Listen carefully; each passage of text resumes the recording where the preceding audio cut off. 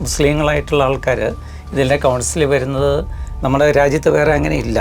ദേവസ്വം ബോർഡാണെങ്കിലും അങ്ങനെയുള്ള മതത്തിന്റെ ഏതെങ്കിലും ഒരു ഹിന്ദുക്കളോ മുസ്ലിമോ ഉണ്ടോ? ഇല്ല. അപ്പൊ അത് അംഗീകരിക്കാൻ നമ്മുടെ പറ്റാത്ത ഒരു കാര്യമാണെങ്കിൽ പോലും ഇവിടെ വേറൊരു വിഷയമുണ്ട്.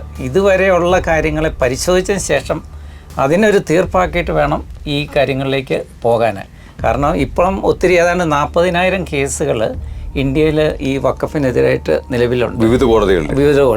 ഇവരുടെ ഈ 9,40,000 ഏക്കർ സ്ഥലത്ത് നിന്ന് ഏകദേശം 1,20,000 കോടി രൂപയുടെ വരുമാനം അവരുടെ സ്വത്ത് അത്രയും ഉണ്ടെന്നാണ് പറയുന്നത്. അതിൻ്റെ ഒരു വർഷത്തെ വരുമാനം കൂട്ടി ഏതാണ്ട് 12,000 കോടി രൂപയുടെ സ്വത്ത് അവർക്ക് വരേണ്ടതാണ്. പക്ഷേ 169 കോടി രൂപയും കണ്ട് ശരിക്കും ഇതിൻ്റെ വഖഫിൻ്റെ വരുമാനമായിട്ടിപ്പോൾ